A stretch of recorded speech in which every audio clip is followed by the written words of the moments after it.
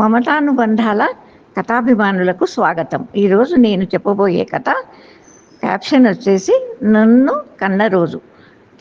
సౌదామిని వంట పూర్తి చేసి రెండోసారి కాఫీ తాగి పేపర్ చదువుతున్న భర్త అశోక్ ఇచ్చి తాను తాగుతూ అక్కడే కూర్చోబోయింది. ఇంతలో ల్యాండ్ లైన్ మ్రోగింది. ఒక చేత్తో కాఫీ కప్పు పట్టుకొని రెండో చేత్తో ఫోన్ రిసీవర్ ఎత్తింది. హలో అమ్మా, ఏం చేస్తున్నావు?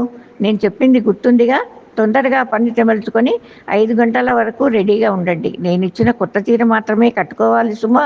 బ్లాక్ బ్లౌజ్ కూడా కుట్టించా కదా, నాన్నగారికి చెప్పు, నేను కారు పంపిస్తా, లేట్ చేయొద్దు మరి అని హడావుడిగా చెప్పింది కూతురు భావన.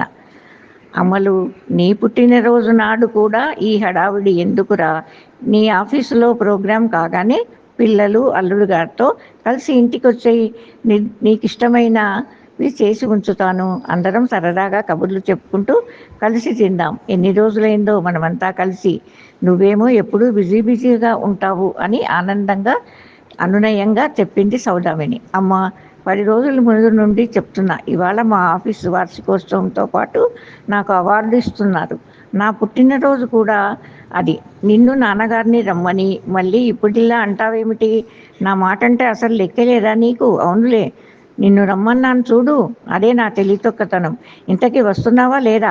ఆఖరిసారి అడుగుతున్నా, కోపంగా అరిచింది భావన.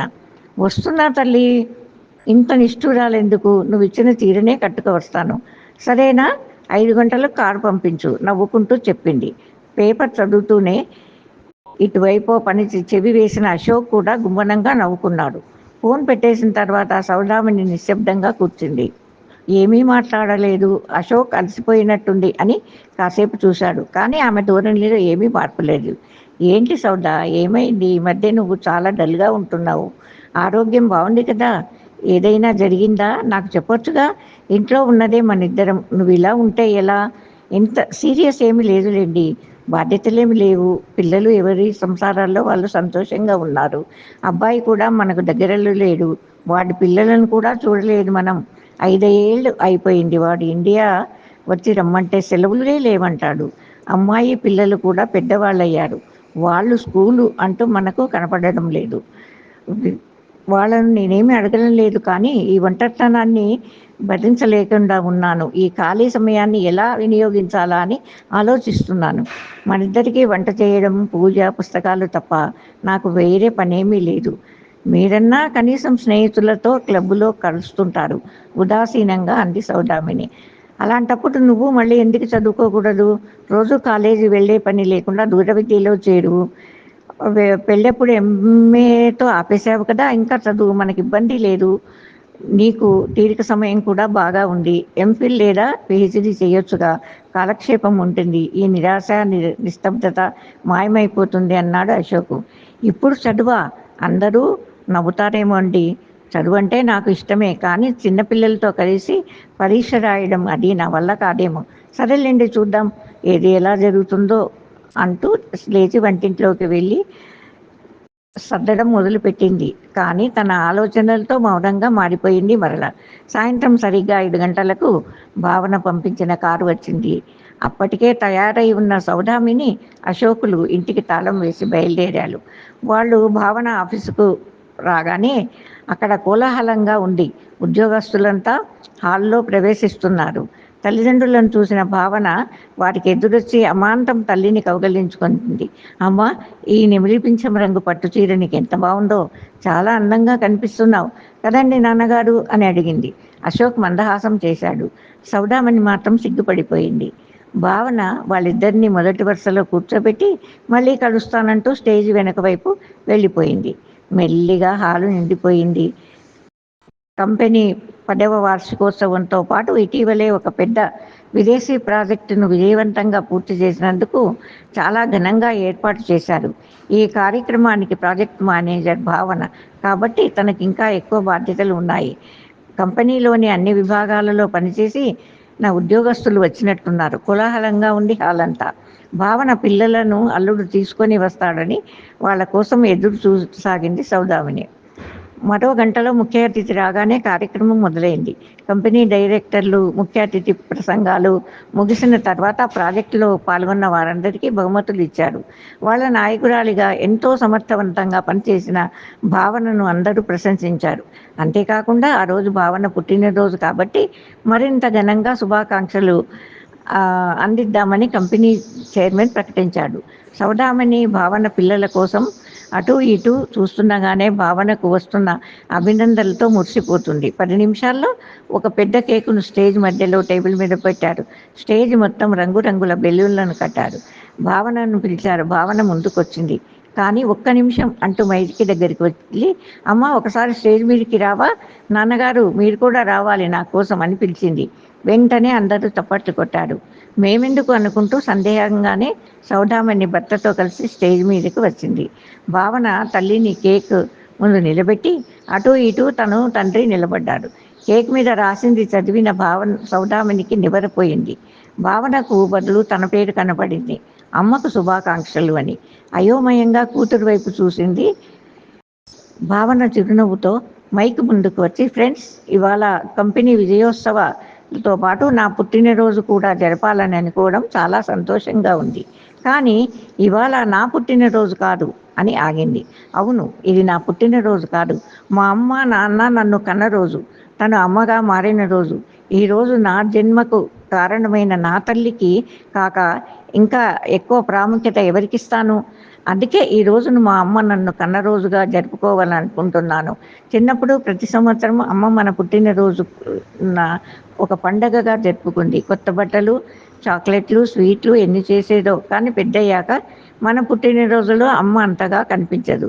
స్నేహితులు, కాబోయే భర్త లేదా అత్తవారింటి వారు మాత్రమే కనిపిస్తూ ఉంటారు. కానీ మన పుట్టుకకు కారణమైన అమ్మ లేని మన పుట్టినరోజును ఎంత ఘనంగా జరుపుకున్నా వృథాయే కదా. అందుకే ఈ విజయోత్సవ వేళ అమ్మకు ఈరోజు అంకితం. అమ్మ ఇటు చూడు అంటూ స్టేజ్ కుడివైపు చూపించింది. అది చూసిన సౌదామిని ఆశ్చర్యపోయింది. తను చూస్తుంది కలనా నిజమా అని నమ్మలేకపోయింది. అమెరికాలో ఉన్న సౌదామిని కొడుకు అన్వేష్, కోడలు స్వప్న, మనవరాళ్ళు శిల్ప, శ్రేయ కనపడ్డారు. వారి వెనకాలే అల్లుడు మనజ్ఞ, నేహ, శ్రేయ మనవరాళ్ళు ముచ్చటగా పట్టు పరికిణీలలో మనవళ్ళు సిల్క్ కుర్తా పైజామాలతో వేసుకొని ఎంత ముద్దుగా ఉన్నారో. సౌదామిని తన కొడుకుని చూసి 5 ఏళ్ళైంది. మనవరాళ్లను కూడా మొదటిసారి ప్రత్యక్షంగా ఇప్పుడే చూస్తోంది. వాళ్ళు పుట్టినప్పటి నుంచి వాళ్ళ ఆటలన్నీ స్క్రీన్లో చూడడం తప్ప అదెప్పుడు చూడలేదు. వాళ్ళంతా వచ్చి సౌదామణిని చుట్టుమట్టారు. మనవళ్ళు మనవరాళ్ళు అమ్మమ్మ నానమ్మ అంటూ కౌగలించుకున్నారు. సౌదామణికి సంతోషంతో కన్నీళ్లు వచ్చేశాయి. అది చూసి హాల్లో ఉన్న వారందరి మనసు చిమ్మరించింది. భావన పిలవగానే పిల్లలు నలుగురు వచ్చి మైక్ ముందు నిలబడి నెల రోజుల నుంచి ప్రాక్టీస్ చేసిన సౌదామణికి ఇష్టమైన అన్నమయ్య కీర్తనను పాడారు. కంపెనీ డైరెక్టర్లు, చైర్మన్ కూడా ఈ ఏర్పాట్లు ముందే తెలుసునన్నట్టు చిరునవ్వుతో నిలబడ్డారు. అన్వేష్ వచ్చి మైక్ అందుకున్నాడు. ఫ్రెండ్స్, నిజానికి ఇది అక్కకు సంబంధించిన ప్రోగ్రాం. తన కంపెనీకి తన ప్రాజెక్టు విజయంతో పాటు తన పుట్టినరోజు కూడా ఇలా జరుపుకున్నందుకు అమ్మ కన్నరోజుగా మార్చడం ఆలోచన వచ్చినందుకు నిజంగా ఆర్ట్స్ ఆఫ్ అక్క. నువ్వు చెప్పింది నిజమే. అమ్మ లేకుండా మనం లేము. మన పుట్టినరోజున అమ్మ ఎప్పటికీ మర్చిపోదు. కారణం తను నవమాసాలు మోసి కానీ అల్లారు ముద్దుగా క్రమశిక్షణతో పెంచుతుంది. అమ్మకు తోడుగా నాన్న ఎప్పుడూ వెన్నంటే ఉంటారు. నాన్న డబ్బులు కట్టినంత మాత్రాన మనం ఇంజనీర్లం, డాక్టర్లం అయిపోతామా? మన కోసం, మన చదువులు, సంతోషం కోసం నాన్న సంపాదనలో బిజీగా ఉంటారని మన ప్రతి అవసరం అమ్మకు తెలుసుకుంటుంది. ఎంత కష్టమైనా తీర్చడానికి ప్రయత్నిస్తుంది. నాన్నను, మనలను, మన పిల్లలను కూడా జాగ్రత్తగా చూసుకుంటుంది అమ్మ. కానీ తన అవసరాలు, ఇష్టాల గురించి ఎవరికీ తెలియదు. కనీసం తన పుట్టినరోజు కూడా మనం గుర్తుపెట్టుకోము. ఎందుకంటే మనం మన ఉద్యోగ, వ్యాపార, కుటుంబ వ్యవహారాల్లో బిజీ కాబట్టి. ఇప్పుడు అక్క కారణంగా నేను చేస్తున్న తప్పు కూడా తెలిసి వచ్చింది. అందుకే సెలవులు లేవు, తీరిక లేదు అంటూ అమ్మ దగ్గరికి రావడాన్ని వాయిదా వేస్తున్న నేను వెంటనే వచ్చేసా. నేను రావడమే అమ్మకు పెద్ద బహుమతి అని నాకు తెలుసు కదా అని ఉద్వేగంతో మాట్లాడిన అన్వేష్ కళ్ళు తుడుచుకుంటూ తల్లి దగ్గరికి వెళ్ళాడు. సౌదామణి ఆనందానికి హద్దులు లేకుండా పోయాయి. ఏం మాట్లాడాలో కూడా తెలియడం లేదు. కూతురి ఆలోచనకు సంతోషించాలా, తన పిల్లలను తను ఇంతగా ప్రేమిస్తూ గౌరవిస్తున్నందుకు సంతోషించాలా అర్థం కాని స్థితిలో ఉంది. భర్త, పిల్లలు, మనవళ్లతో కేక్ కట్ చేసింది. హాల్ మొత్తం కరతాళ ధ్వనులతో మారుమోగింది. అమ్మ, మీరు మా అందరికీ 2 మంచి మాటలు చెప్పండి. తల్లి మీద ఇంత మంచి అభిప్రాయం, ప్రేమ, ఆప్యాయతలు ఉన్న మీ పిల్లలను చూస్తే మీ పెంపకం, మీరు నేర్పిన సంస్కారం కనిపిస్తున్నాయి. అవి ఈనాటి పిల్లలకు అర్థమయ్యేలా చెప్పండి ప్లీజ్ అని రిక్వెస్ట్ చేశాడు కంపెనీ డైరెక్టర్. అయ్యో, నేనేం మాట్లాడగలను, మీరు అనుకున్నంత గొప్పదాన్నేమీ కాదు, అందరి తల్లి లాంటి దాన్ని వద్దు అంటూ చేతులు జోడించి మొహమాటంగా చెప్పింది సౌదామిని. మాట్లాడాలి మాట్లాడాలి అంటూ హాల్లో కేకలు వినబడ్డాయి. భావన కూడా తల్లిని మాట్లాడమనతో తప్పనిసరి మైక్ ముందుకు వచ్చింది.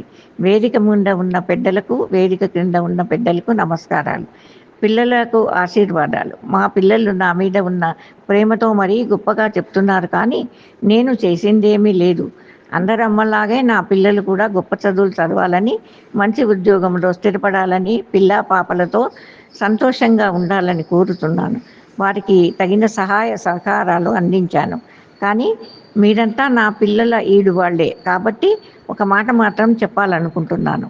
పెద్ద చదువులు చదవండి, ఉద్యోగాలు చేయండి, సంపాదించండి, కానీ కుటుంబాన్ని మాత్రం నిర్లక్ష్యం చేయకండి. కుటుంబం అంటే తల్లిదండ్రులే కాదు, భాగస్వామి పిల్లలు కూడా. మీరు ఎంత మీరు ఎంత సంపాదించారో కాదు ఇక్కడ, మీ కుటుంబాలను జాగ్రత్తగా చూసుకోవడమే మీ బాధ్యత అని ఆమె చెప్పిన మాటలకు అందరూ చప్పట్లు కొట్టారు. మరొక మాట, మీ పుట్టినరోజు సంబరాలు మీకు మాత్రమే సొంతం కాదు, మీ జన్మకు కారణమైన అమ్మా నాన్నలు కూడా ఉన్నారని మాత్రం మర్చిపోవద్దు. ఉంటాను అని వినయంగా చెప్పింది. కంపెనీ ఉద్యోగులు, చైర్మన్లు, డాక్టర్లు, డైరెక్టర్లు కరతాళ ధ్వనులతో హాలంతా మారుమోగింది. భర్త, పిల్లలతో కలిసి సంతోషంగా ఇంటికి బయలుదేరింది సౌదామిని.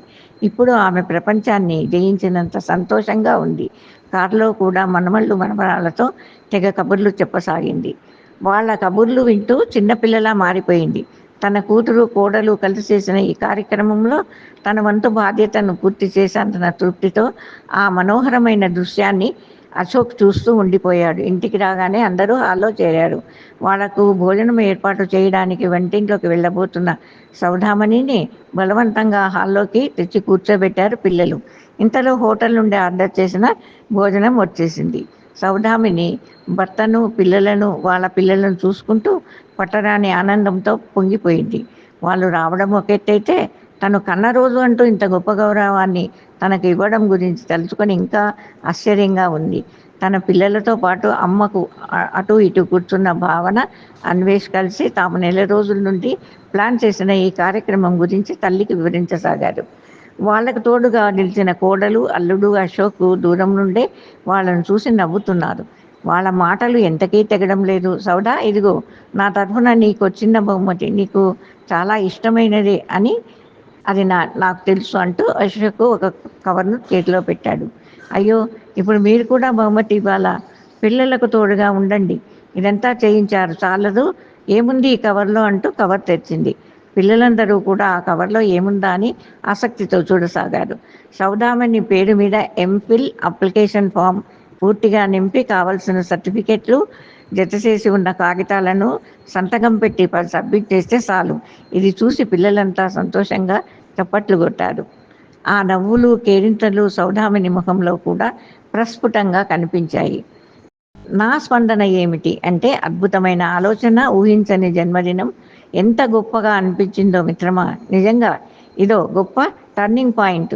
జన్మదినం అంటూ పుట్టినరోజు చేసుకోవడమే తప్ప కన్నవారు ఏం చేసుకున్నా ఏం సంబంధం లేనట్టు ఇన్నాళ్ళు మన పుట్టినరోజులను మురిపంగా చేసుకున్నాంగా. కానీ ఇది ఒక కొత్త విధమైన దానికి పునాది. కాబట్టి ఫ్రెండ్స్, ఇది ఈ యొక్క కథా విధానం మీకు నచ్చింది అనుకుంటాను. మరోసారి మరో కథతో మీ ముందు ఉంటాను. Thank you.